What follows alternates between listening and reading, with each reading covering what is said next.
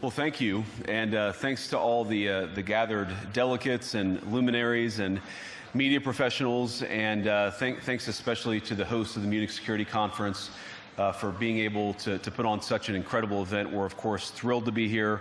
We're happy to be here. And, you know, one of the things that I wanted to talk about today is, of course, our shared values. And, you know, it's great to be back in Germany. As you heard earlier, I was here last year as United States Senator. I saw Foreign Secretary David Lammy and joked that both of us last year had different jobs than we have now. But now it's time for all of our countries, for all of us who have been fortunate enough to be given political power by our respective peoples, to use it wisely to improve their lives.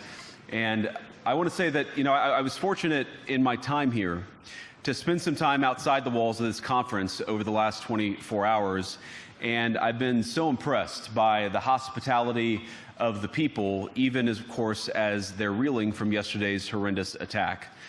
And the first time I was ever in Munich was with my wife, actually, who's here with me today, on a personal trip. And I've always loved the city of Munich, and I've always loved its people. And I just want to say that we're very moved, and our thoughts and prayers are with Munich and everybody affected by the evil inflicted on this beautiful community. We're thinking about you, we're praying for you, and we will certainly be rooting for you in the days and weeks to come. Now,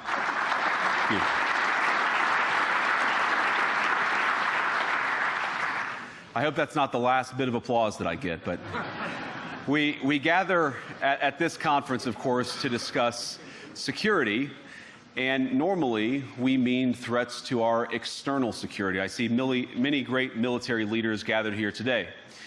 But while the Trump administration is very concerned with European security and believes that we can come to a reasonable settlement between Russia and Ukraine, and we also believe that it's important in the coming years for Europe to step up in a big way to provide for its own defense, the threat that I worry the most about vis-a-vis Europe is not Russia, it's not China, it's not any other external actor.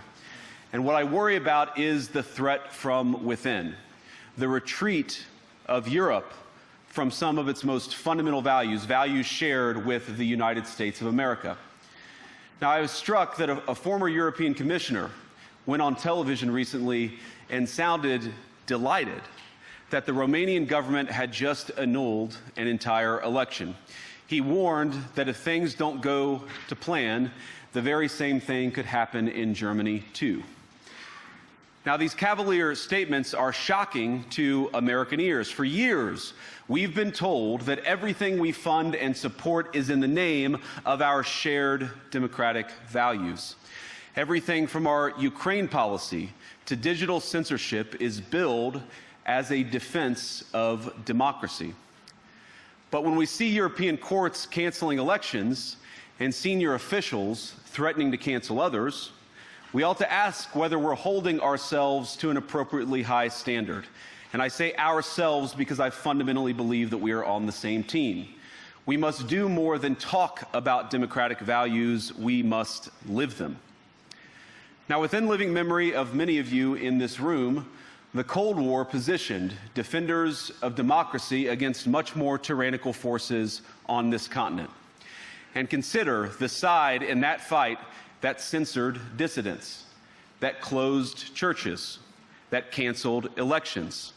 Were they the good guys? Certainly not. And thank God they lost the Cold War. They lost because they neither valued nor respected all of the extraordinary blessings of liberty. The freedom to surprise, to make mistakes, to invent, to build. As it turns out, you can't mandate innovation or creativity, just as you can't force people what to think, what to feel, or what to believe. And we believe those things are certainly connected. And unfortunately, when I look at Europe today, it's sometimes not so clear what happened to some of the Cold War's winners. I look to Brussels, where EU commissars warn citizens that they intend to shut down social media during times of civil unrest the moment they spot what they've judged to be, quote, hateful content. Or to this very country, where police have carried out raids against citizens suspected of posting anti-feminist comments online as part of, quote, combating misogyny on the internet, a day of action. I look to Sweden, where 2 weeks ago the government convicted a Christian activist for participating in Koran burnings that resulted in his friend's murder. And as the judge in his case chillingly noted, Sweden's laws to supposedly protect free expression do not, in fact, grant, and I'm quoting, a free pass to do or say anything without risking offending the group that holds that belief. And perhaps most concerningly, I look to our very dear friends, the United Kingdom, where the backslide away from conscience rights has placed the basic liberties of religious Britons in particular in the crosshairs. A little over 2 years ago, the British government charged Adam Smith Connor, a 51-year-old physiotherapist and an Army veteran, with the heinous crime of standing 50 meters from an abortion clinic and silently praying for 3 minutes. Not obstructing anyone, not interacting with anyone, just silently praying on his own. And after British law enforcement spotted him and demanded to know what he was praying for, Adam replied simply, it was on behalf of the unborn son he and his former girlfriend had aborted years before. Now, the officers were not moved. Adam was found guilty of breaking the government's new buffer zones law, which criminalizes silent prayer and other actions that could influence a person's decision within 200 meters of an abortion facility. He was sentenced to pay thousands of pounds in legal costs to the prosecution. Now, I wish I could say that this was a fluke, a one-off crazy example of a badly written law being enacted against a single person. But no, this last October, just a few months ago, the Scottish government began distributing letters to citizens whose houses lay within so-called safe access zones, warning them that even private prayer within their own homes may amount to breaking the law. Naturally, the government urged readers to report any fellow citizen suspected guilty of thought crime. In Britain and across Europe, free speech, I fear, is in retreat. And in the interest of comedy, my friends, but also in the interest of truth, I will admit that sometimes the loudest voices for censorship have come not from within Europe, but from within my own country, where the prior administration threatened and bullied social media companies to censor so-called misinformation. Misinformation like, for example, the idea that coronavirus had likely leaked from a laboratory in China. Our own government encouraged private companies to silence people who dared to utter what turned out to be an obvious truth. So I come here today not just with an observation, but with an offer. And just as the Biden administration seemed desperate to silence people for speaking their minds, so the Trump administration will do precisely the opposite, and I hope that we can work together on that. In Washington, there is a new sheriff in town, and under Donald Trump's leadership, we may disagree with your views, but we will fight to defend your right to offer it in the public square, agree or disagree.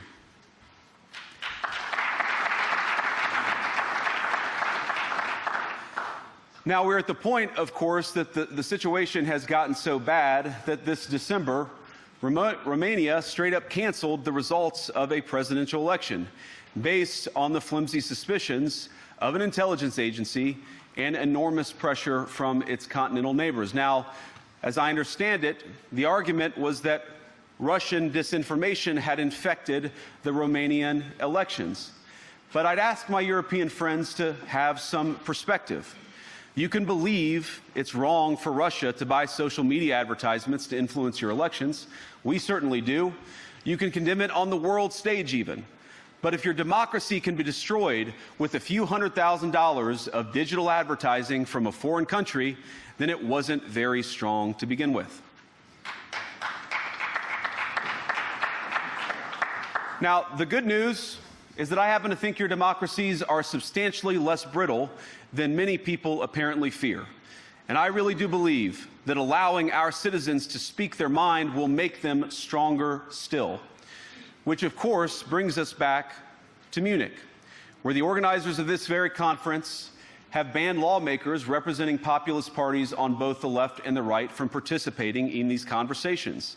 Now again, we don't have to agree with everything or anything that people say, but when political leaders represent an important constituency, it is incumbent upon us to at least participate in dialogue with them. Now, to many of us on the other side of the Atlantic, it looks more and more like old entrenched interests hiding behind ugly Soviet-era words like misinformation and disinformation, who simply don't like the idea that somebody with an alternative viewpoint might express a different opinion or, God forbid, vote a different way or, even worse, win an election. Now, this is a security conference, and I'm sure you all came here prepared to talk about how exactly you intend to increase defense spending over the next few years in line with some new target. And that's great, because as President Trump has made abundantly clear, he believes that our European friends must play a bigger role in the future of this continent. We don't think, you hear this term, burden sharing, but we think it's an important part of being in a shared alliance together that the Europeans step up while America focuses on areas of the world that are in great danger. But let me also ask you, how will you even begin to think through the kinds of budgeting questions if we don't know what it is that we are defending in the first place? I've heard a lot already in my conversations, and I've had many, many great conversations with many people gathered here in this room. I've heard a lot about what you need to defend yourselves from, and of course that's important. But what has seemed a little bit less clear to me, and certainly I think to many of the citizens of Europe, is what exactly it is that you're defending yourselves for. What is the positive vision that animates this shared security compact that we all believe is so important? And I believe deeply that there is no security if you are afraid of the voices, the opinions, and the conscience that guide your very own people. Europe faces many challenges, but the crisis this continent faces right now, the crisis I believe we all face together, is one of our own making. If you're running in fear of your own voters, there is nothing America can do for you. Nor, for that matter, is there anything that you can do for the American people who elected me and elected President Trump. You need democratic mandates to accomplish anything of value in the coming years. Have we learned nothing that thin mandates produce unstable results? But there is so much of value that can be accomplished with the kind of democratic mandate that I think will come from being more responsive to the voices of your citizens. If you're going to enjoy competitive economies, if you're going to enjoy affordable energy and secure supply chains, then you need mandates to govern, because you have to make difficult choices to enjoy all of these things. And of course, we know that very well in America.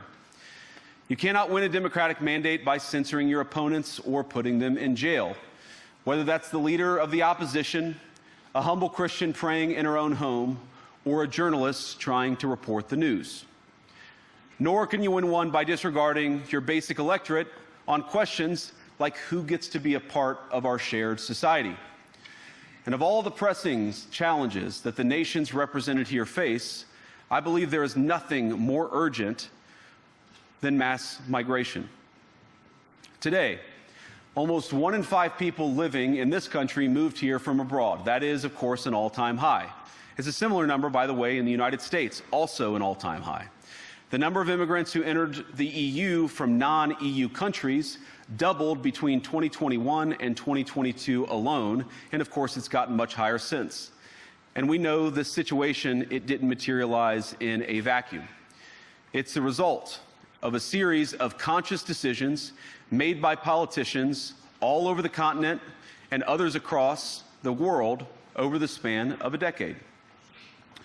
We saw the horrors wrought by these decisions yesterday in this very city.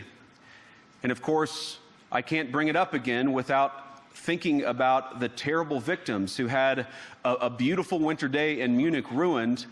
Our thoughts and prayers are with them and will remain with them. But why did this happen in the first place? It's a terrible story, but it's one we've heard way too many times in Europe and unfortunately too many times in the United States as well. An asylum seeker, often a young man in his mid-20s, already known to police, rams a car into a crowd and shatters a community. How many times must we suffer these appalling setbacks before we change course and take our shared civilization in a new direction? No voter on this continent went to the ballot box to open the floodgates to millions of unvetted immigrants. But you know what they did vote for? In England, they voted for Brexit, and agree or disagree, they voted for it. And more all over Europe, they're voting for political leaders who promise to put an end to out-of-control migration. Now, I happen to agree with a lot of these concerns, but you don't have to agree with me. I just think that people care about their homes, they care about their dreams, they care about their safety and their capacity to provide for themselves and their children. And they're smart. I think this is one of the most important things I've learned in my brief time in politics. Contrary to what you might hear a couple mountains over in Davos, the citizens of all of our nations don't generally think of themselves as educated animals or as interchangeable cogs of a global economy. And it's hardly surprising that they don't want to be shuffled about or relentlessly ignored by their leaders. And it is the business of democracy to adjudicate these big questions at the ballot box. I believe that dismissing people, dismissing their concerns, or worse yet, shutting down media, shutting down elections, or shutting people out of the political process protects nothing. In fact, it is the most surefire way to destroy democracy. And speaking up and expressing opinions isn't election interference. Even when people express views outside your own country, and even when those people are very influential. And trust me, I say this with all humor, if American democracy can survive 10 years of Greta Thunberg scolding, you guys can survive a few months of Elon Musk. But what no democracy, American, German, or European, will survive is telling millions of voters that their thoughts and concerns, their aspirations, their pleas for relief are invalid or unworthy of even being considered. Democracy rests on the sacred principle that the voice of the people matters. There's no room for firewalls. You either uphold the principle or you don't. Europeans, the people, have a voice. European leaders have a choice. And my strong belief is that we do not need to be afraid of the future. You can embrace what your people tell you, even when it's surprising, even when you don't agree.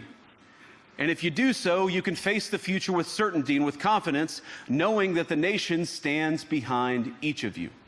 And that, to me, is the great magic of democracy. It's not in these stone buildings or beautiful hotels. It's not even in the great institutions that we have built together as a shared society. To believe in democracy is to understand that each of our citizens has wisdom and has a voice. And if we refuse to listen to that voice, even our most successful fights will secure very little.